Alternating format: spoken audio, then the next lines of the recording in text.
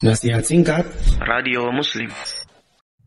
Sahabat Ibnu Abbas radhiyallahu anhuma pernah menceritakan, dulu ada beberapa orang Arab yang mereka mendatangi Nabi SAW untuk masuk Islam. Setelah mereka pulang ke kampungnya, mereka akan memperhatikan apakah setelah masuk Islam penghasilan mereka akan bertambah ataukah justru sebaliknya mereka akan berkurang.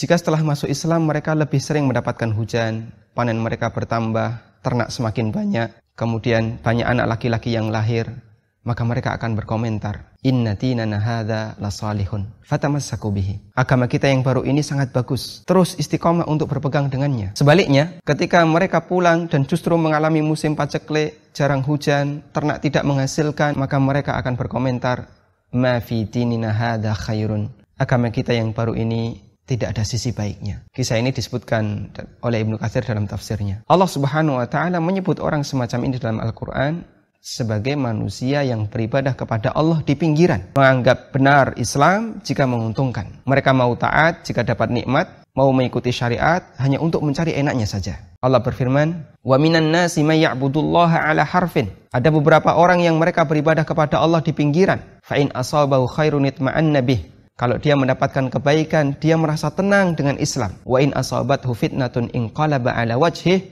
Namun ketika dia mendapatkan fitnah, mendapatkan ujian, dia berpaling, dia murtad. Allah sebut orang ini rugi dunia akhirat. Di lanjutan ayat Allah Subhanahu wa taala berfirman, khasirat dunya wal akhirah, dzalika huwal khusranul mubin.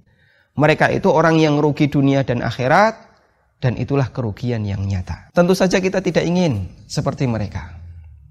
Namun coba kita akan lihat kenyataan di lapangan, terutama untuk kasus yang dialami oleh mereka yang dulunya berkecimpung dalam dunia kerja yang terlarang, perbankan, asuransi, atau semua unit kerja yang masih bersinggungan dengan riba. Mereka mengatakan, saya sudah berusaha meninggalkan yang haram. Kenapa rezeki saya masih seret? Saya sudah meninggalkan pekerjaan riba, asuransi. Mengapa Allah Subhanahu wa taala belum mengasih ganti pekerjaan yang layak?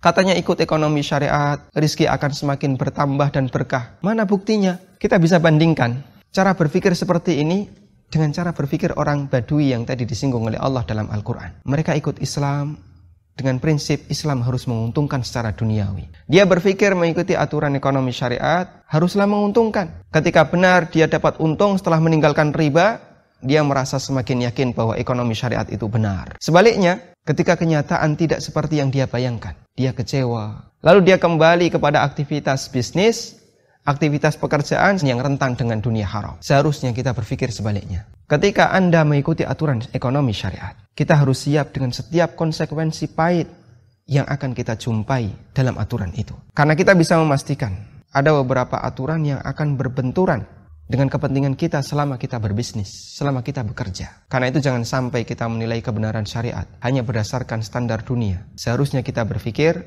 mengikuti ekonomi syariat bukan untuk mencari dunia. Kita mengikuti ekonomi syariat, tujuan besarnya adalah agar kita bisa selamat di akhirat.